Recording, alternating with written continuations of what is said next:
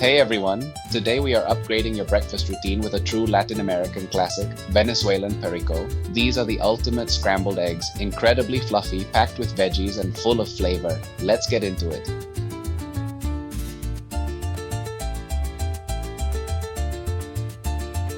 Alright, here is everything we need for our Perico base. Now let's get prepping. For this recipe, I'm starting with 2 large plum tomatoes. To get a very fine, consistent dice, I'm using a santoku knife today. Its flat edge and dimples make slicing through juicy tomatoes incredibly clean and smooth. But remember, you can absolutely use a classic chef's knife or whatever you have available in your kitchen. The key here is safety and consistency. I'm using the claw grip to keep my fingertips safe while cutting the tomatoes into slices, then into matchsticks, and finally turning them to create those small, even cubes. We want a fine dice so these tomatoes break down quickly and blend seamlessly with the eggs, releasing all their natural sweetness during the sofrito process. This foundation is what makes our eggs incredibly flavorful and creamy. Next up, we're tackling the red onion. I love using red onion in a perico because it adds a gorgeous pop of color and a subtle mild sweetness that balances the acidity of the tomatoes beautifully. We're using the exact same fine dicing technique and the same santoku knife. The flat profile of this blade is perfect for onions because it gives you a clean, straight cut all the way to the cutting board. Then, using that steady claw grip, slice downward to get those perfect tiny cubes. Take your time to keep them even. This ensures that every single piece of onion cooks at the exact same rate once it hits the pan, creating a smooth and flawless base for our eggs.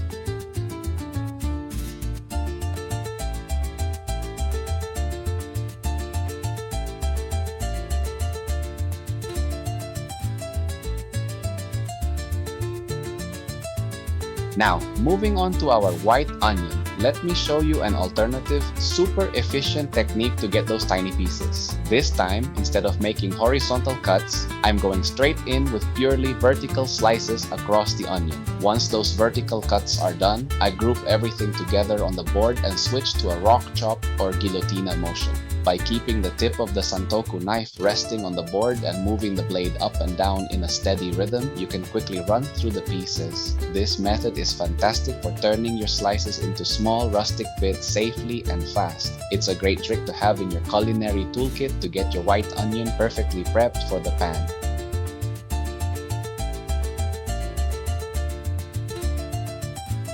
Now it's time for our large bell pepper.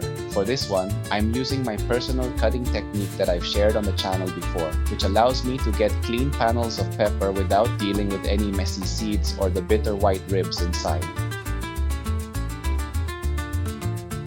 If you missed that tutorial or simply want to practice your knife skills with different vegetables, I highly recommend checking out my dedicated knife skills video. I'll leave a link to it down in the description below, and I'll also put it on the end screen at the very end of this video so you can jump straight to it.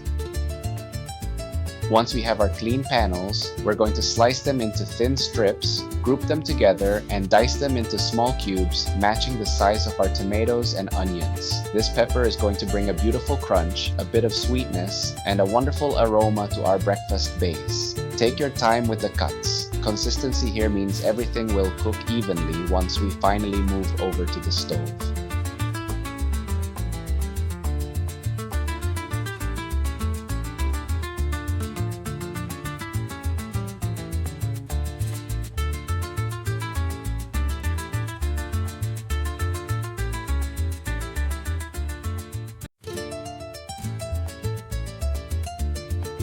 Now we move over to the stove. I'm heating up my cast iron skillet today, but you can absolutely use a stainless steel pan or whatever you have at home. Next, I'm adding my 3 tablespoons of pork fat. As I mentioned earlier, feel free to substitute this with your favorite cooking oil or even butter. Personally, I love using pork fat because it adds a rich depth of flavor and an incredible extra touch to the dish. But please, experiment. That is exactly what cooking is all about, finding what works best for your palate.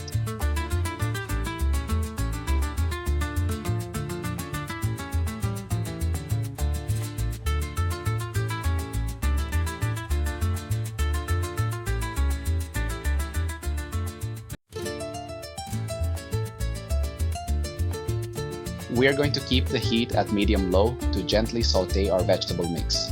At this stage, I'm also adding a good pinch of salt and some freshly cracked black pepper to start building those layers of flavor. We want these veggies to sweat, soften, and release their juices without burning. Keep an eye on the white onion. Once you notice it shifting from that solid white color to beautiful and translucent, that is your perfect cue that the sofrito is ready and it's time to bring in the eggs. As we stir this mix occasionally, you can clearly see in the pan how the onions and the rest of the vegetables are changing color, breaking down, and releasing all of their beautiful natural juices. We want to wait until the onions are beautifully translucent and caramelized, and most of that excess water from the tomatoes has evaporated. That concentration of flavor is exactly what we're looking for.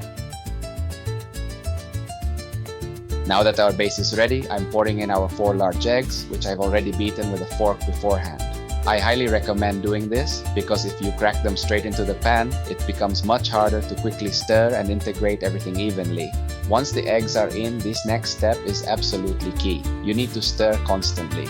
The whole idea of a traditional perico is for the eggs to cook gently alongside the vegetables, keeping everything beautifully separated, fluffy, and moist. If you were looking to make an omelette or a traditional tortilla, you would just leave it alone and let it set without stirring. But that's a technique I'll save and explain in a future video. Notice how the eggs are starting to absorb that rich flavor from the pork fat and the vegetable juices. Keeping the heat low is crucial here. Eggs cook incredibly fast, and if the pan gets too hot, they will turn rubbery and dry.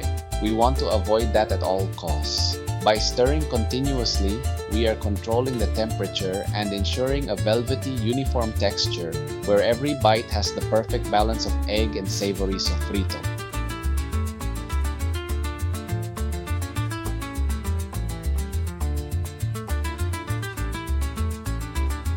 For this dish, just keep that steady, gentle movement going over medium-low heat until the eggs reach your desired consistency. Personally, I like them soft and fluffy, not dried out. And right there, to my eye and taste, that is absolutely perfect. It is time to turn off the heat and plate this up.